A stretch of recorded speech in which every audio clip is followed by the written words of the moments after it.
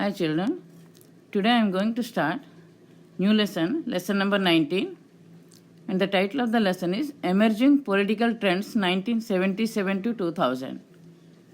In this lesson, we are going to learn about some of the important events and also changes that took place in Indian politics between 1977 to 2000. The period between 1975 to 85, a 10 years period, it was a testing time for Indian democracy. And this period started with emergency imposed by the Indira Gandhi government. We already learnt about it in the previous chapter. And after Arab-Israeli war in 1973, when JP movement was led by the opposition parties under the leadership of Jayaprakash Narayan against the Congress party, and when the movement was gaining strength, to bring the situation under control, Indira Gandhi imposed emergency to preserve law and order and save democracy. This also we learnt in the previous chapter. And during this period of emergency, the fundamental rights were suspended and civil liberties were curtailed. Though this period started and ended with Congress, many other regional parties, that is, state parties, were formed. And as a result, India followed and continued as a multi-party democracy because there were many parties contesting in the elections. India continued as a multi-party democracy. And in a multi-party democracy, people have greater choice to choose their representatives. And there were also some non-political movements which took place at this time, like environmental movements, civil liberties movements, etc. Now, in January 1977, elections were announced, and it was a surprise for everyone. All of a sudden, elections were announced by the Election Commission in January 1977, and because it was not expected, as soon as elections were announced, Indira Gandhi released all the political prisoners, press freedom was given, and press freedom was previously curtailed by her. During emergency, press freedom was not given, civil liberties were not given, fundamental rights were curtailed. So, Indira Gandhi, as soon as these elections were announced, Indira Gandhi immediately released all the political prisoners, press freedom was granted, which was curtailed before, and then many other restrictions were also removed, which did not allow freedom of movement, and campaigns and meetings were also not allowed before. Now she removed all those restrictions now. Now the major opposition parties like Swatantra Party, Bharatiya Janasangh, Bharatiya Lokdal, Socialist Party, they came together and formed Janata Party against the Congress. And some parties like DMK, SAD, DMK full form is Dravida Munnetra Kazhagam, and SAD full form is Shiromani Akali Dal.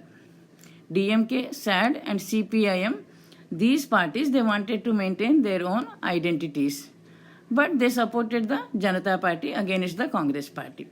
Now the Congress Party was on one side and the Janata Party was on the other side. Janata Party was formed by which political parties? Swatantra Party, Bharatiya Janasangh, Bharatiya Lokdal, Socialist Party. All these parties came together and they formed Janata Party. And this Janata Party was supported by DMK, SAD and CPIM. 1977 elections, they were historic elections in the history of India because the Congress Party was defeated at national level for the first time. And during this period, Neelam Sanjeev Reddy, you can see in the picture, was unanimously elected as Speaker of 6th Lok Sabha. He was the 6th Speaker of Lok Sabha. For 6th Lok Sabha, he was elected as the unanimously means by all the parties without any objection. He was elected as the Speaker of 6th Lok Sabha on 26th March 1977. And later, he was also elected as the 6th President of India unanimously without any opposition. And he was remember this is the very important point, he was the first and the only president to be elected unanimously by all the political parties, including the opposition Congress Party also. And he was sworn in as the 6th President of India on 25th July 1977. And this shows how a new trend of coalition governments was started in Indian politics. And Neelam Sanjeev Reddy worked with 3 prime ministers during his tenure. Morarji Desai, he was the first non-Congress Prime Minister, Charan Singh and Indira Gandhi. With these three Prime Ministers, he worked as President of India. Now, the victorious Janata Party, when Janata Party won the elections, it formed the government at central level. As a first step to consolidate itself, the Janata Party dismissed the Congress governments in 9 states. As soon as Janata Party came to power, it dismissed 9 of the Congress governments in 9 states. In 9 states, the Congress Party won and it formed the governments. And these 9 governments were dismissed by the Janata Party. And the Janata Party justified its action saying that the Congress Party was defeated at national level in these 1977 elections, so it had no right to rule at state level also. A party which is defeated at national level has no right to rule at state level also, so saying that the Janata Party dismissed all the 9 Congress governments at state level. Was it really justified? No. Because in these 9 states, the Congress Party won the elections. Means that was the choice of the people. People elected the Congress Party. So how can the Janata Party dismiss these governments? It was wrong. And in West Bengal, CPIM won the elections, and in Tamil Nadu, DMK won the elections. Though the Janata Party formed coalition government due to disunity among these political parties in the coalition, and also due to defection. Defection means, I have explained it previously, I am repeating once again. Defection means if a candidate wins the elections from one party and after winning the election, he changes to another party, it is called as defection.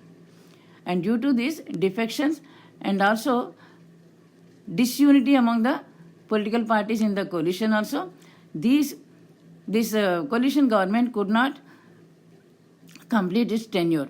And due to these defections and disunity among the coalition parties, the Janata Party government fell within 3 years. And again elections were held in 1980. 1977, Janata Party came to power. And within 3 years it fell down, and then the elections were held again. In 1980 elections, the Congress Party won and came to power again. And now the Congress Party paid back in the same coin to Janata Party. What the Janata Party did, it dismissed 9 governments, 9 Congress governments at state level. In the same way, when the Congress Party came to power in 1980 election, the Congress Party dismissed the Janata Party and non-Congress governments in 9 states. And it also said the same thing. A party which is defeated at the national level has no right to rule at the state level. So these were dismissed by Congress Party. At state level, the Congress Party was victorious except in Tamil Nadu and West Bengal. In Tamil Nadu, DMK formed the government, Dravida Munnetra Kazhagam, and in West Bengal, CPIM formed the government.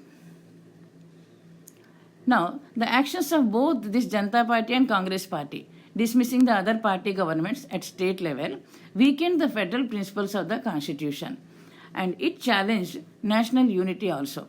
National unity was also at risk when the governments, the central governments, dismissed the other party governments at state levels. It weakened the federal principles of the Constitution, and it also challenged the national unity. And the non-Congress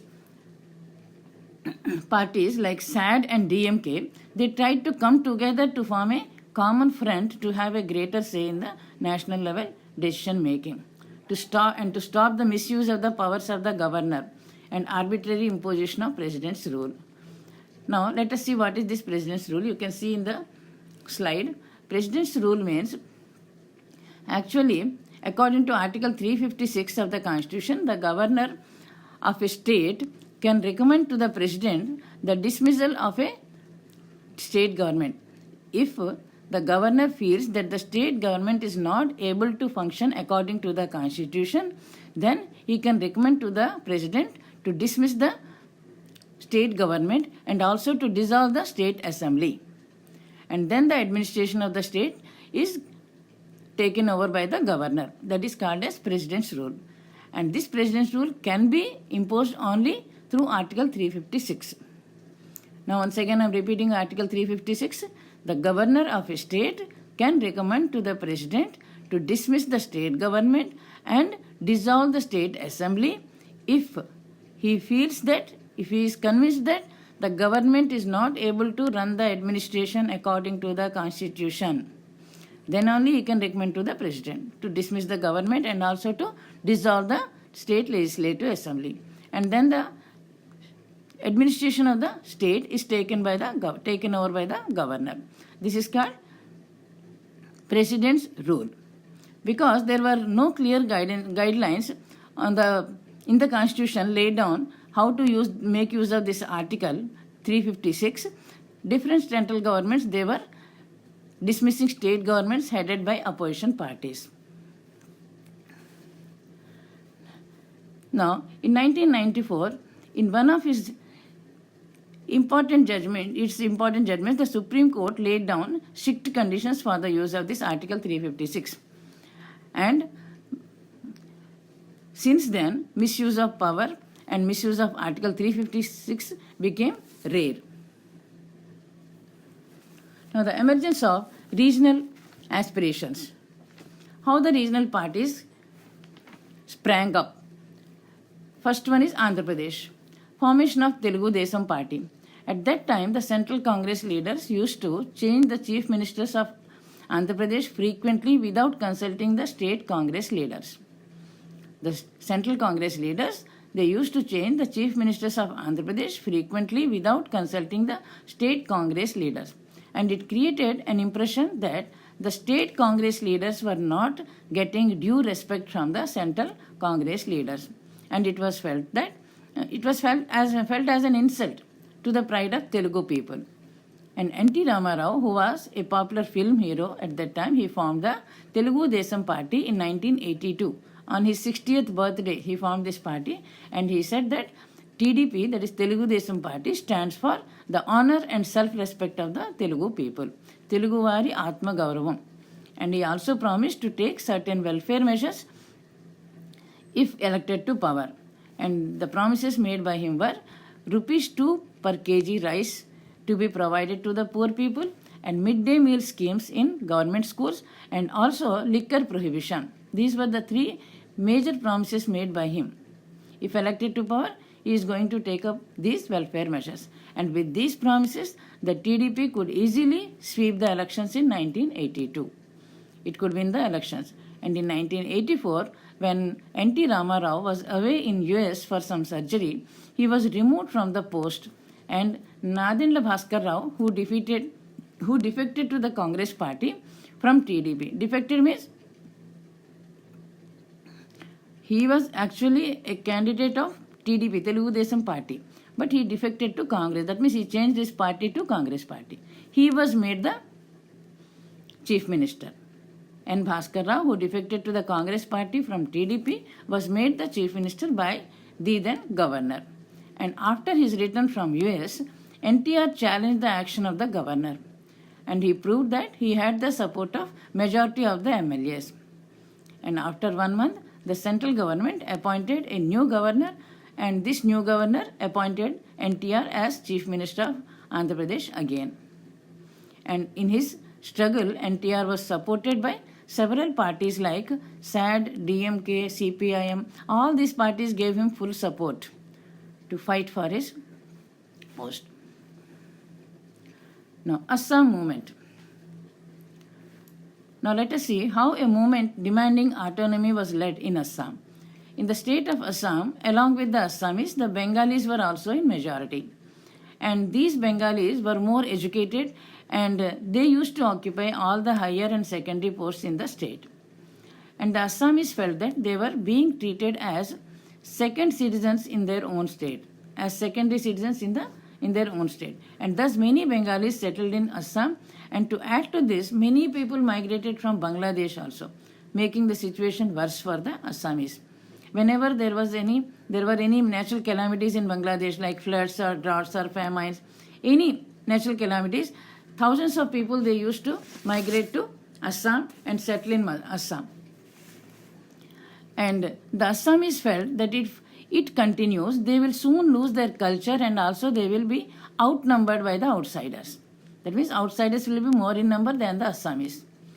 And in the late 1970s, ASU, that means the All Assam Students Union, it was formed by the people in Assam, and it led a number of strikes, marches, agitations with two main demands. The main demands of ASU were to remove the outsiders from the state, and the major resources of the state like tea and oil. These were the major resources of Assam. Even today, tea and oil. Assam is famous for tea and oil. So these resources to be enjoyed by the Assamese. These were the demands of ASU. ASU was formed by the people of Assam, All Assam Students Union. And it made two demands: to remove the outsiders from the state and the major resources of the state like tea and oil to be enjoyed by the Assamese. And at that time, trade and other establishments were in the hands of outsiders. So the Assamese demanded that preference should be given to local people in employment, and resources of the state should be used for the benefit of the local people only. These were the demands of the local people, Assamese. And these demands of the Assamese created a communal feeling among the outsiders, because most of the outsiders who migrated to Assam, they were from Bangladesh and they were Muslims. And the movement began to take the shape of anti-Bengali, because it was against Bengalis who occupied most of the jobs in Assam, and it also took the shape of anti-left, as West Bengal was ruled by left front government at that time. So it was anti-left and anti-non-Assamese, because they were fighting to drive away all the non-Assamese from their state. So it took the shape of anti-Bengali, anti-left and also anti-non-Assamese. And soon the central government was forced to interfere and take action. Talks were held between the agitators and the central government for 3 years. And then an agreement was signed by the central government and the ASU. ASU means All Assam Students Union. Between these, the central government and the ASU, an agreement was signed at the initiative of Rajiv Gandhi, the then Prime Minister of India. In 1984, an agreement was signed to bring back normal situations in Assam. The Congress government, which was ruling the state at that time, took a historic step. It never happened before and after also. For the first time in the political history of India, the Congress party, which was ruling at state level, it stepped down and allowed elections in the state even before completing its term. And if it allows elections, the local party, regional party, ASU or AGP will win the elections, and they will be able to rule themselves. So the Congress party stepped down and allowed elections in the state even before completing its term. And in these elections, a regional party called AGP means Assam Gana Parishad, which was an offshoot of ASU, won the elections and formed the government. Now, ethnic cleansing. Now, let us see what is this ethnic cleansing. This was not the end of the problem in Assam. When ASU formed the government, AGP, that is Assam Gana Parishad, a regional party formed the government at Assam, it was not the end of problem. The border between Bangladesh and India could not be sealed because of hills and mountains. And rivers like Ganga, Brahmaputra, they were being shared by both the countries. So because of these water bodies and also hills and mountains, the border between India and Bangladesh could not be sealed. So fencing could not be erected between Bangladesh and India. Also, it was not possible to identify who were old Bengali settlers and who were fresh immigrants from any other state. So they could not drive away the fresh immigrants. If they can identify the fresh immigrants who are coming newly to the state, they can easily drive them out. But they could not identify who were the old settlers and who are coming fresh.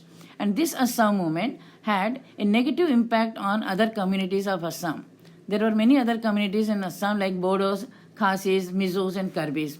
And many of these communities also demanded autonomous status. And they wanted to drive out other communities from their areas. Just like the Assamese wanted to drive away the outsiders from their state, now these communities, tribal communities like Bodos, Khasis and Mizos also, they wanted to drive away other communities from their areas. In a particular area, these communities were living and they wanted to drive away the other communities from their areas. And this led to forcible eviction of minority tribal communities. and by even killing them in large number, by mass killings also, they wanted to drive them out.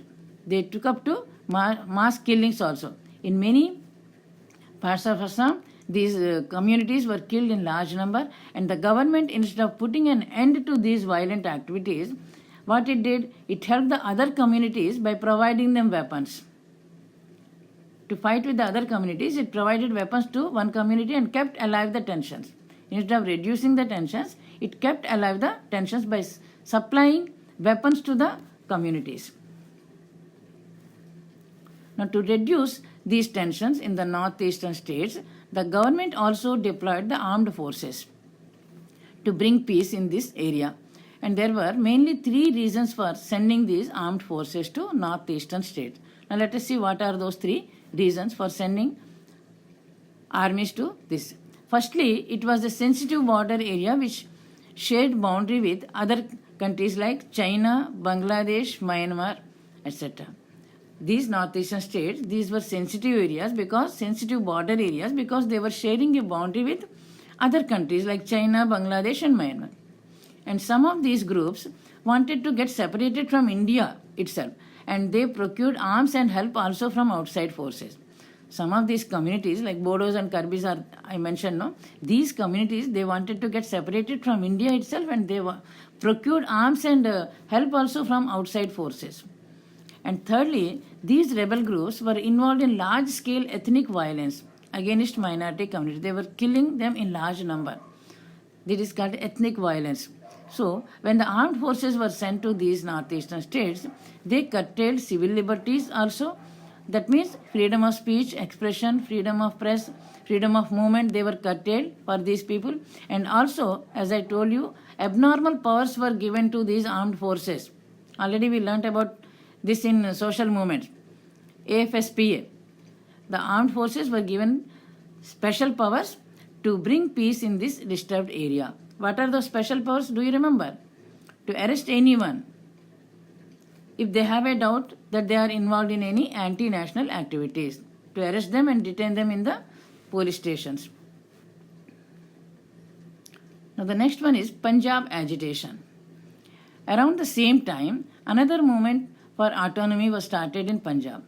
The demands of the people of Punjab were three demands. There were three demands. Punjab claimed more water from Bhakra Nangal project and recruitment of Sikhs in large numbers in the army.